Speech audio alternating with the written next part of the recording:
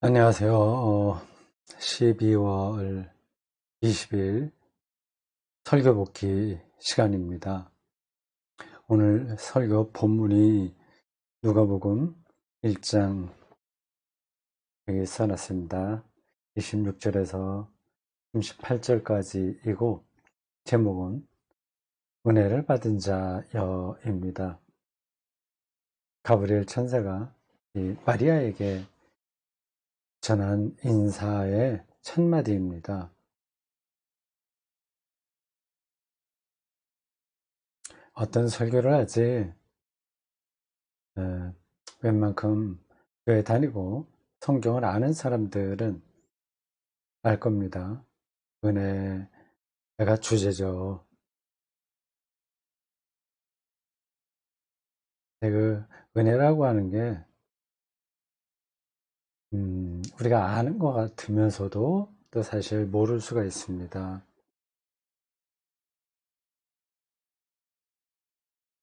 그리고 그것을 어떻게 인식하고 경험했느냐 하는 것은 개인에 따라서 차이가 큽니다. 어떤 은혜냐 하는 그런 것에서도 차이가 있고 그 은혜에 얼마나 깊이 들어갔느냐 하는 데에서도 차이가 있습니다. 뭣도 모르고 자기가 은혜 받았다고 생각하거나 말하는 사람이 있겠죠. 그 은혜는 기독교 신앙의 토대 중의 토대라고 할 수 있습니다. 기독교 신앙만이 아니라 구약 신앙에서도 결정적으로 중요합니다. 그 제목 보면 이제 은혜에 대해서 얘기하려고 하는구나. 그건 알 수 있습니다. 같은 주제라고 하더라도 그것을 설교자가 어떻게 얘기하느냐에 따라서 그 내용이 달라집니다. 오늘 여러분들은 혹시 제 설교를 들은 분들이 있을지 모르나 되게 들으셨겠죠. 설교 듣고 이 설교 복기를 다시 듣는 거 아니겠습니까? 어떻게 생각하십니까? 정용수 목사가 뭐 우리가 알고 있는 그 은혜를 좀 재미있게 전하려고 노력했구나. 그런 정도로 들으셨습니까? 아니면 좀 깊이가 다르다. 아, 우리가 예상하지 못했던 그런 차원의 이야기를 하는 것 같네. 그렇게 느끼셨습니까? 그것은 뭐 다 각자 다르겠죠. 오늘 설교 보면은 우리가 잘 알고 있는 겁니다. 그래서 거기서 그 은혜를 얘기하는 거는 도식이 정해져 있죠. 마리아가 남자를 알지 못하는 가운데서도 아들 예수를 낳았으니까 그게 놀라운 일이 벌어졌다. 그러니까 그게 은혜가 아니냐. 우리도 마리아처럼 자기에게 일반적으로 사람들이 불가능하다고 생각하는 일들이 일어나는 그런 경험을 하자. 은혜를 좀 받자. 그렇게 얘기할 수 있습니다. 그리고 거기에 관계된 여러 가지 예화들을 얼마든지 만들어낼 수 있습니다. 뭐 만들어낸다는 건 일부러 꾸민다는 게 아니라 여기저기 그런 은혜 받은 자, 특별히 마리아의 경우처럼 그 은혜로 여길 만한 예화들은 널려 있죠. 그런 거를 들으면 신자들이 좀 위로가 됩니다. 그 예화가 우리 한국 기독교인들은 예화를 정말 중요하게 생각하는 것 같습니다. 예, 뭐 그건 적어두고요.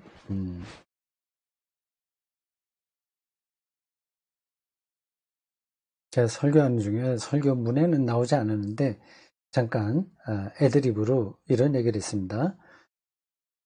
성경 본문을 우리 신앙의 틀 안에서 읽지 말고 그건 내려놓고 좀 읽어보자 하는 겁니다. 교회 밖에 있는 사람들의 시선으로 성경 본문을 읽고 그를 그들에게 이해시켜 보는 거, 이해시킬 수는 없겠죠. 일단 설명하는 거, 그게 좀 필요합니다. 설교는 여기 설교복에 들으시는 분들 중에서 목사님들, 설교하는 분들이 계시겠지만 특별히 그런 분들을 염두에 두고 한마디를 드리면 이렇습니다. 설교는 기본적으로 아폴로제틱스입니다. 변증학입니다. 변증이요. 우리끼리만 통하는 말로 하는 거는 변증이 안 됩니다. 밖에 있는 사람들이 알아들을 수 있도록 기독교의 진리를 설명해야 됩니다. 그게 변증이에요. 그렇게 하려면 그들이 쓰는 용어로 말해야 되지 않겠습니까? 해석을 해야 되는 거죠. 어느 분의 책에 있던가 그 유명한 신학자의 글에서 아주 오래전에 읽은 내용입니다. 그러니까 설교는 방언이 되면 안 된다. 방언을 해석해야 된다고 하는 겁니다. 이 성경 언어가 자칫하면 방언처럼 들릴 수 있습니다. 뻔한 두 가지죠. 방언처럼 들린다고 하는 거는 알아듣지 못하니까 그냥 뭐 똑같은 얘기로 들리는 겁니다. 이렇게 이상한 발음이 나는 거죠. 구음 이런 것들이 정확하게 나뉘어서 나오지 않고 그냥 알아듣지 못하는 말로 막 나가기 때문에 뭐 그러려니 하고 성경을 받아들입니다. 방언으로 떨어질 때가 많아요.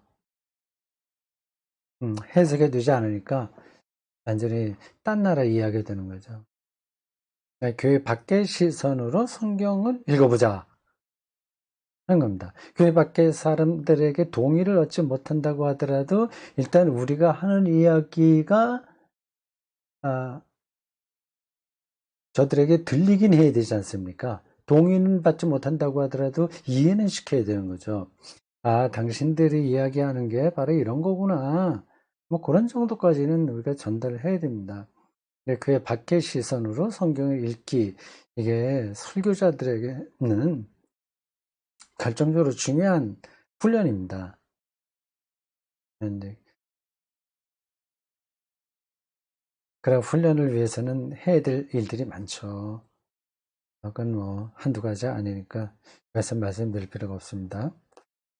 자, 그런 관점에서 오늘 천사 이야기가 나오는데 그것도 한번 생각해 보십시오. 가브리엘 천사가 나타났다고 하는 게 천사 나타났습니다. 가브리엘입니다. 엘리사벳에게도 갔다가 그가 이제 마리아를 왔습니다.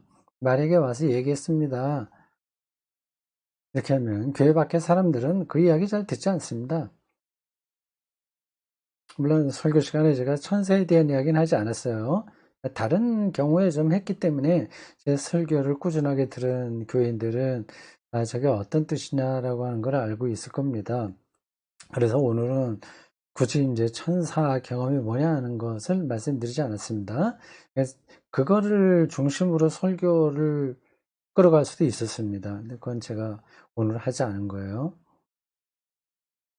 언젠가 그런 얘기를 했습니다. 우리는 도처에서 천사를 만날 수 있다고 하는 겁니다. 네, 맞아요. 그게 보이는 사람 눈에는 보이고 보이지 않는 사람 눈에는 보이지가 않습니다. 그러니까 시인의 경험하고 비슷하다 이렇게 말하기도 했습니다. 그러니까 가브리엘이라고 하는 이름으로 찾아온 천사 이야기는 어떤 기독교 신앙의 가장 근원으로부터 어떤 소리를 듣는다는 뜻입니다.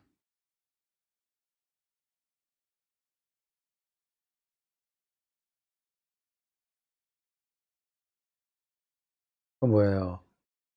그리스 신화에 보면 헤르메스라고 나옵니다. 제우스의 심부름꾼이죠. 헤르메스. 이게 이제 천사하고 비슷한 개념입니다. 신의 뜻을 인간에게 전하는 거죠. 헤르메스. 이제 그 단어에서 허머뉴틱스라고 하는 해석학이 나왔습니다. 신의 뜻이 뭐냐를 잘 알아듣고 그것을 전하는 역할, 그게 이제 헤르메스가 감당한 거고, 성경으로 보자면 천사입니다. 생명의 근원으로부터 어떤 소리를 듣고 보는 사람이라고 한다면 그가 바로 천사를 경험한 겁니다. 이렇게 추운 날 되게 정원에 잎사귀 다 떨어진 나무에서도 천사를 경험할 수 있습니다. 곳곳에 있어요. 이 세상에 가득 차 있습니다. 하나님의 영광이 가득하다고 하는 사실이 분명하다면 천사가 곳곳에 득실득실하다. 이것도 맞는 이야기입니다. 가브리엘 천사가 마리아를 왔다는 그런 문학적인 장치를 통해서 누가복음 기자는 기독교 신앙의 가장 근본을 이야기하고 있습니다. 어떻습니까? 이 가브리엘 천사 이야기를 제가 지금 설명한 것처럼 말하면 교회 밖에 있는 사람들도 동의하냐 아니냐는 둘째치고 그렇구나, 그거는 알아들을 겁니다. 교회 밖에 사람들도 그런 경험을 하니까요. 시인들, 예술가들, 심지어는 생물학자나 물리학자들도 그런 경험을 합니다. 아니, 그런 경험하고 성경이 이야기하고 말하고 있는 천사하고 좀 다르지 않냐? 뭐 그건 또 다른 문제니까 접어둡시다. 중요한 건 그 내용입니다. 천사가 등장하냐, 누가 등장하냐가 그건 하나의 문학적인 장치입니다. 그 안에 어떤 내용을 담냐가 중요한 겁니다. 그러니까 그거를 뚫고 들어가서 내용을 신자들에게 혹은 세상에 말을 하면 되는데 그 장치 이 겉에서 빙빙 돌다가 그것에 가로막혀서 억지스러운 말을 자꾸 하게 되는 거죠. 설교자가요. 그걸 이제 극복해야 됩니다.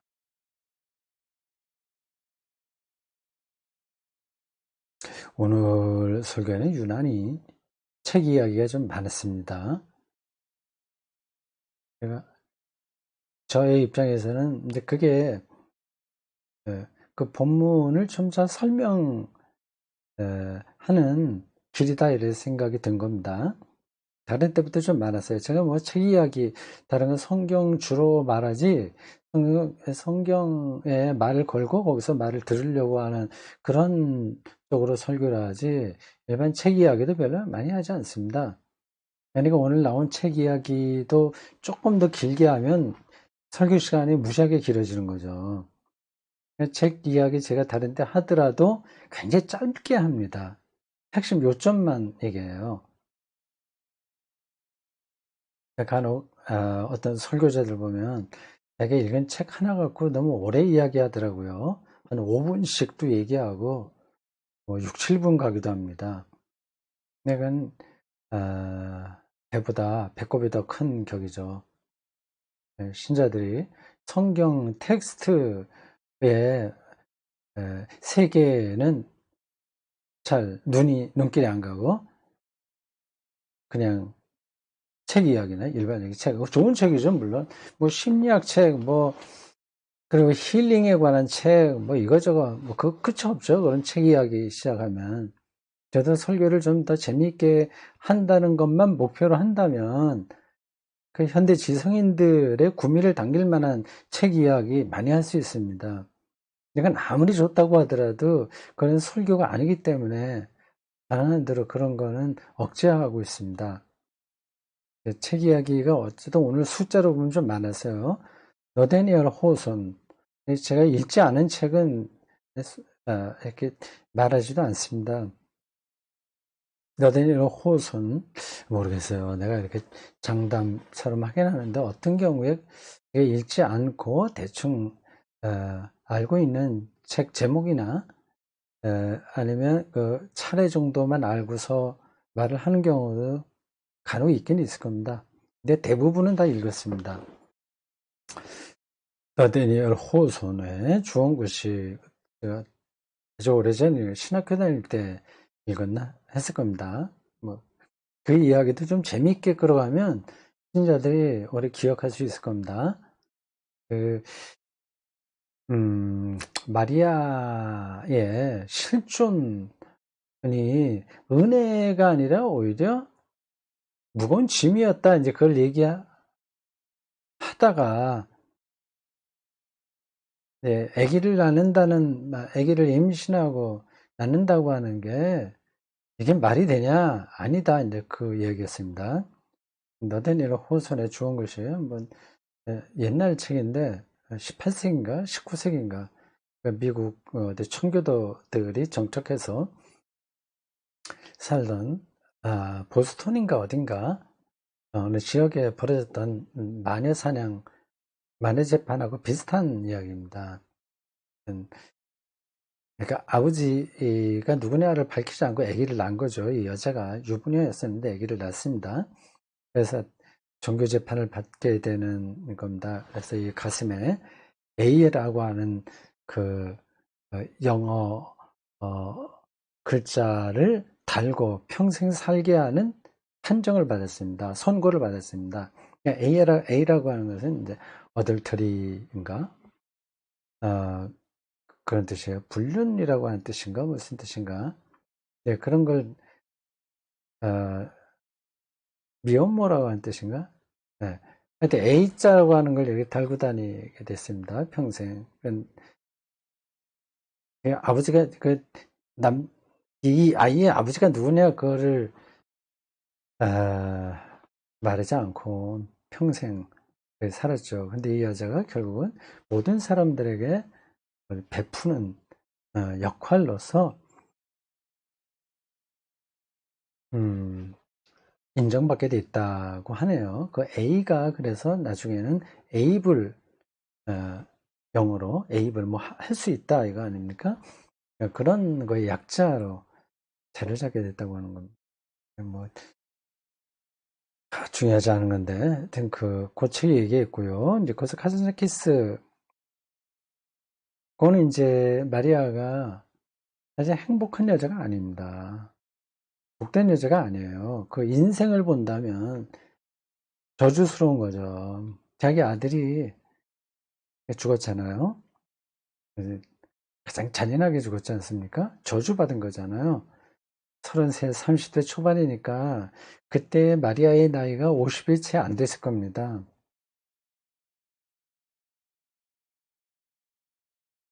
자기 아들을 먼저 보낸 어미의 심정이 어떻겠습니까?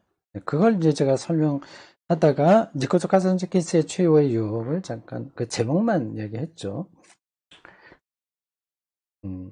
네, 마리아의 실존은 정말 불행하다. 미혼모이면서 자식을 잃은 어미였다.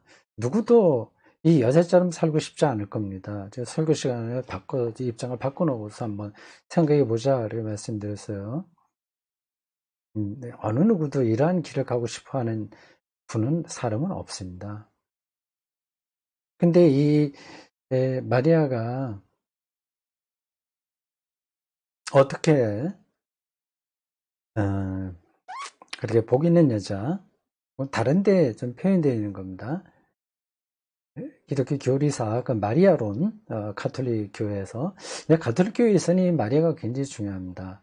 마리아론이라고 이렇게 해서, 라틴어로 그 마리아를 부르는 용어들이 있습니다. 그 종교 회의에서 결정됐어요. 그것 때문에 좀 논란도 많이 있긴 있었습니다. 하나님을 낳은 여자라고 하는 이름이 붙었어요. 마리아 문제는 가톨릭하고 우리하고 사이에서 좀 해결하지 못한 주제입니다. 우리는 이제 그 마리아를 섬기는 로마 가톨릭 교회를 좀 비판하죠. 어떻게 마리아를 신이라고 어떻게 신격화해서 따라갈 수 있냐, 그렇게 비판합니다. 근데 가톨릭 신학의 관점에서 본다면 마리아를 신으로 섬기는 건 아닙니다. 가톨릭 신자들은 거의 신처럼 생각할지 모르나 가톨릭 신학에서는 그렇게 하지는 않습니다. 다만 예수가 마리아의 몸을 통해서 왔다고 하는 건 분명한 사실이잖아요. 예수님을 하나님의 아들, 성자로서의 하나님이라고 믿는다는 것도 분명한 사실 아닙니까? 그렇다면 예수를 낳은 자인 마리아는 아주 특별한 존재라고 하는 건 맞죠. 그건 우리가 인정해야 되겠죠. 로마 가톨릭 교회가 마리아의 남편인 요셉을 그래 섬기지는 요셉은 별로 관심이 없습니다. 마리아에게 관심이 있는 거예요. 마리아의 몸이 그 예수가 세상에 오는 통로였기 때문에 그렇습니다. 가톨릭 신학에서 마리아를 신으로 섬기지는 않으나 마리아에게 기도를 바칠 수 있다고는 말합니다. 이게 조금 애매해요. 사람이 어떻게 마리아가 하나님이 아니라 사람이라고 하는 게 분명하다면 어떻게 그에게 기도를 바칠 수 있냐. 마리아에게 직접 기도를 바치는 건 아니고요. 마리아를 통해서 예수님에게 기도를 바치는 거죠. 이런 것들은 뭐 사실 해결날 문제가 아닙니다. 마리아, 그녀가 참 비참한 운명으로 살았다고 하는 거 분명한 사실이잖아요. 미혼모라는 말을 들을 수밖에 없고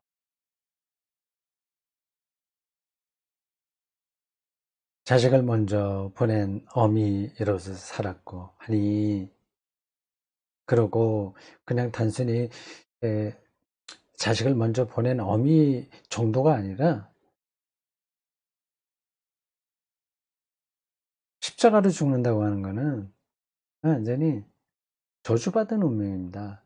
지금 우리는 예수님이 십자가 죽음을 통해서 우리 인간을 구원하셨지 이렇게 생각하겠지만 예수님도 내가 십자가의 죽음을 져야만 인류를 구원할 수 있다고 생각하신 게 아닙니다. 뭐 조금 더 다른 주제이기 때문에 거기에 깊이 들어가지 않겠습니다. 십자가는 고린도전서 1장에 사도 바울도 분명히 이렇게 얘기하지 않습니까? 이 십자가는 유대인들에게나 교양인인 로마 헬라 사람들에게나 다 무익하고 저주스러운 거고 한 거다. 유대인들도 다 그렇게 생각했습니다. 그렇게 자기 아들이 죽었다고 생각해 보십시오. 어미의 심정이 어떨지. 이제 거기서 카잔스키스의 최후의 유혹에 보면 그러한 설명들이 나옵니다. 그 소설이죠, 물론. 재밌어요. 한번 읽어보시죠. 그 예수 이야기를 소설가적인 관점에서 이렇게 묘사한 겁니다. 우리 기독교 신앙에서 보면 아니 뭐 저렇게 말할 수 있을까? 좀 너무 좀 심하다. 저거는 우리 기독교 신앙을 완전히 모욕하는 거다. 이렇게 읽힐 만한 대목도 없지 않아 있습니다. 거기에 보면 마리아와 마르다 있죠. 두 자매가 다 예수의 아내가 됩니다. 둘 다.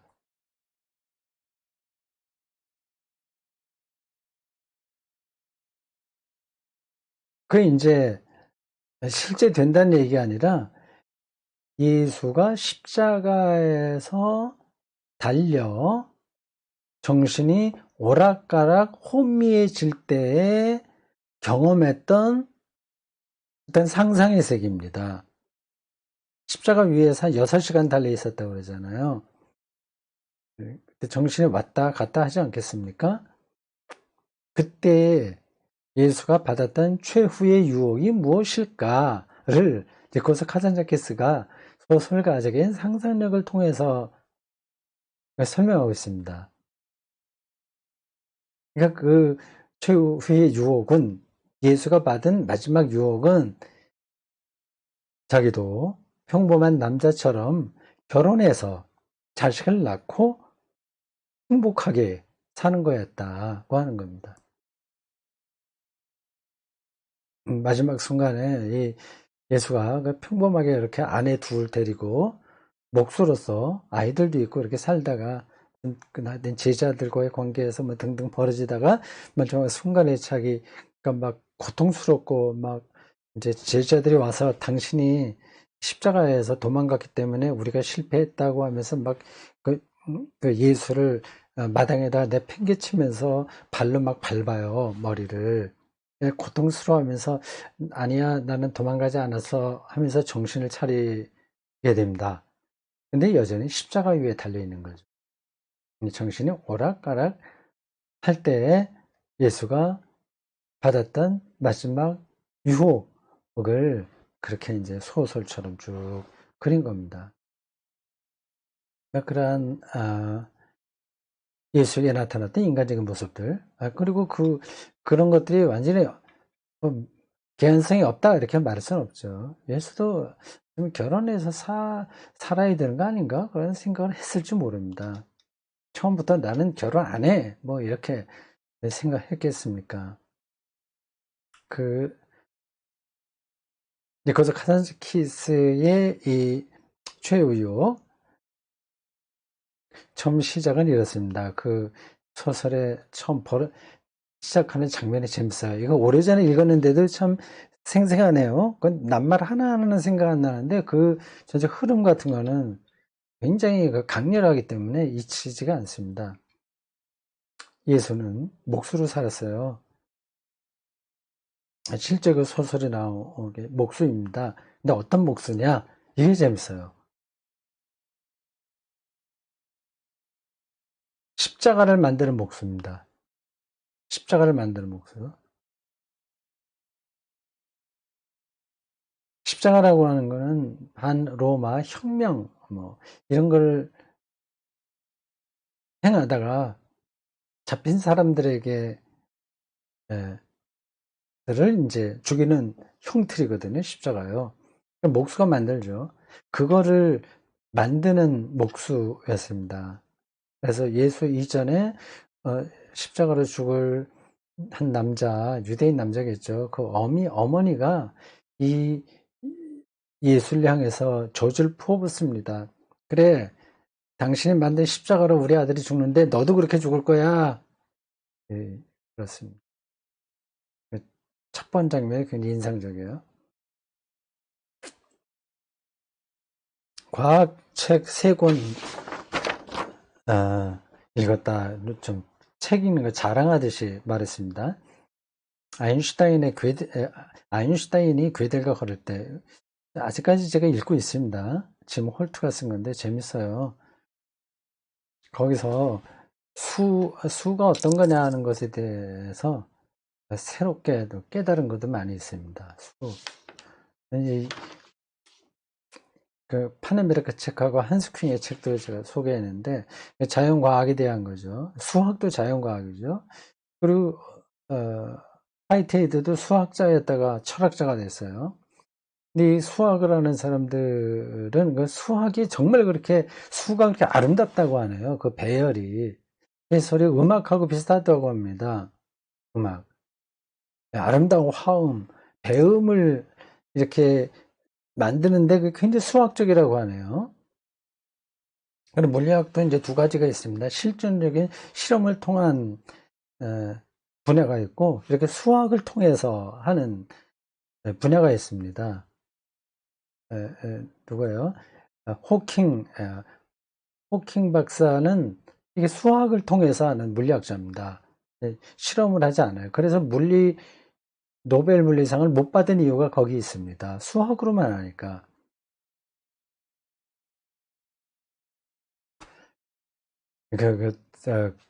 괴델이 쓴, 아닙니다. 괴델이 아니라, 짐 홀트가 쓴, 괴델은 수학자예요. 아인슈타인이 괴델과 걸을 때, 이 책을 지금 읽어가고 있는데, 지금 내 눈에 보이지 않는 수의 아름다움, 예술성, 어떤 그런 것들이 나를 꽉 여기에 가득 차 있구나 하는 그런 느낌이 듭니다. 소수 설교 시간에 잠깐 얘기했어요. 수의 아름다움, 수의 뭐라 그랬죠? 수의 오묘함이라고 했습니다. 특히 소수가 있다고 그래요. 소수는 소수가 있고 합수가 있다고 하든가 소수가 있습니다. 이게 뭐냐면 1과 자기 숫자로만 나눠지는 겁니다. 7 같은 거는 원래 나눠지지 않잖아요. 1과 7로만 나눠져요. 근데 27은 3, 9 이렇게 나눠지죠. 28은 2로도 나눠지죠. 29도 소수겠죠. 어떻게 나눠지지가 않잖아요. 1과 자기 숫자로만 나눠지는 게 소수인데 그게 왜 그렇게 되는지를 아직까지 모른답니다. 그 배열을 쭉 찾아가긴 하는데 이게 그걸 잘 모른다고 그래요. 그래서 그거를 잘 연결시키면 어떤 비밀을 풀 수 있는 단서가 될 수도 있는 것 같습니다. 저에게 전달된 것으로는 그래요. 이 짐 홀트가 실제로 그렇게 얘기했는지 아닌지 모르겠는데 책을 읽으면서 저의 머릿속에 남아있는 수 개념이 그와 같습니다. 이 마리아가 미혼모, 자식을 먼저 보낸 에미이라고 하는 이 가장 잔인한 한 여자의 운명을 넘어서서 인류 역사에서 가장 복된 여자로 신을 낳은 여자니까 그리고 오늘 본문에 따르면 은혜를 받은 자로 이렇게 자리를 잡을 수 있었던 데에는 특별한 경험이 있었다는 거죠. 그걸 말하려고 과학, 수, 뭐 그 우주의 기원, 뭐 이런 것들을 잠깐 그 책에 있는 걸 말씀드린 겁니다. 그거를 느끼면 자기가 광대한 힘에 이렇게 가득 차 있다. 그 안에 내가 들어있다고 하는 걸 느끼는 겁니다. 우리 몸도 사실은 다 우주의 원자, 원소, 또 양자, 그 아주 더 작은, 원소보다 더 작은 그러한 것들의 결합들이잖아요. 그리고 역장도 그 단어만 얘기했는데, 필드. 그게 더 근원적이라고 하는 거를 물리학자들도 이야기합니다. 이제 그걸 가리켜서 마리아의 특별한 경험 말입니다. 그걸 이제 하나님 경험이라고 얘기를 한 거예요. 그거를 좀 실감나게 얘기하기 위해서 과학 이야기를 한 겁니다. 과학도 사실은 다 그 안에 들어있는 거니까요. 그럼 실감이 나지 않습니까? 과학은 일반 교회 밖에 있는 사람들도 다 인정하는 거니까요. 35절을 제가 오늘 본문에서 그 마리아의 특별한 경험이라고 얘기했습니다. 성령이 내게 임하시고 지극히 높으신 이의 능력이 너를 덮으시리니. 너를 덮는다. 그러니까 수의 오묘함, 우주의 기원, 과 블랙홀, 이런 것들이 그 자연과학에서 말하는 그 용어들이 오늘 성경 본문 이거하고 연결된다는 겁니다. 지극히 높으신 의 능력이 그런 게 우리를 덮잖아요. 그러면 자기가 누군지를 알게 되는 거죠. 네, 그 얘기를 하려고 책을 그러니까 뭐 5권이나 얘기했나 그랬습니다. 설교 마지막 대목이 좀 중요하긴 했는데, 뭐 다른 부분도 다 중요하긴 했죠. 예, 설교가 제한된 시간에 하는 거라서 어떻게 배분해야 될지 늘 아, 이제 생각이 왔다 갔다 합니다. 마지막 저의 설교의 특징 중에 하나가 이제 마지막 부분을 좀 약간 다 충분하게 말하지 않고 끝내는 느낌이 드는 거예요. 그래서 뭔가 좀 깔끔하게 마치는 못한 것 같다. 막 많이 이야기를 했고 들었는데 그걸 정리가 좀 안 된 것 같다 이렇게 느끼는 경우가 있을 겁니다. 그거는 뭐 설교의 스타일이니까 크게 좋다 나쁘다 이렇게 말할 수는 없습니다. 뭐 모든 그 기독교 신앙에 그 설교가 하려고 했었던 것들의 내용을 너무 넘치게 많이 받고 확신을 갖고 이렇게 가게 하는 설교가 꼭 좋은 것도 아닙니다. 오히려 여운이 남는 설교가 나을 수 있습니다. 그래서 제 설교는 좋다 나쁘다 이제 그걸 떠나서 신자들에게 큰 그 확신과 열정 그런 것들을 그쪽까지 끌어올리는 건 아닙니다. 그건 내 역할이 아니라고 생각하고 오히려 여운으로서 본인들이 살아가면서 방향을 잡아야 될 하나의 단서 뭐 그런 것만 얘기하는 겁니다. 그래서 마지막 부분이 그래서 늘 조금 아쉽다는 그런 느낌이 들 수 있어요. 오늘도 이제 그런 건데 은혜를 받은 자라고 하는 게 이제 뭐냐 그건 앞에서 쭉 이야기를 하지 않았습니까? 근데 그것의 정말 새로운 차원 혹은 그것의 실질적인 내용 그거를 조금 더 얘기를 했으면 좋았는데 하진 못하고 그냥 이렇다 하는 정도만 하면서 설교를 마무리했습니다. 이런 거죠. 기본적으로는요. 은혜를 받은 자라고 하는 것은 은혜를 찾는 자라는 뜻입니다. 구하는 자라는 뜻이에요. 그 설교 그 마지막 부분에서 누가복음 15장에 나오는 이야기도 잠깐 했습니다. 잃은 양을 찾는 목자, 드라크마를 찾는 사람, 잃어버린 걸 찾는 심령이요. 그리고 탕자를 기다리는 아버지, 이거 찾는 거죠. 그 은혜를 받은 자여라고 하는 것은 당신은 은혜를 찾는 사람으로 산다. 은혜를 구한다. 은혜를 희망한다. 그런 뜻입니다. 그게 어떠한 삶에도 다 들어있으니까요. 하나님의 은혜라고 하는 게. 이 마리아처럼 가장 고통스러웠던 운명 속에도 그게 있는 거거든요.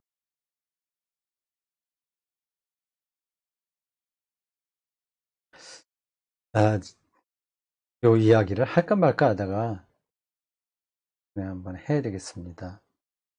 지금 대통령을 하다가 감옥에 들어가신 분들 계시잖아요. 한 분은 뭐 여자분이고 한 분 남자분이세요. 그 대통령이었다가 이제 감옥에 있으니 그래서 사람들이 별로 동정심도 갖지 않고 아이 이 잘못한 것도 좀 많으니까 굉장히 비참한 거 아니겠습니까? 근데 본인들의 운명을 잘만 받아들인다면 거기에도 하나님의 은혜가 있습니다.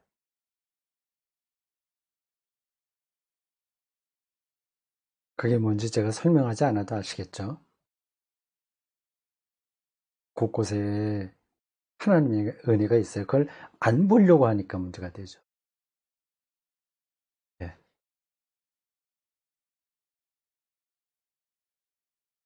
은혜를 받은 자여, 이것은 곧 은혜를 찾는 자여 라는 뜻입니다. 그렇게 살아야 되겠죠. 그렇게 찾는 사람들은 찾을 수 있습니다. 자, 여기까지 하겠습니다. 즐겨보기 마칩니다. 수고했습니다.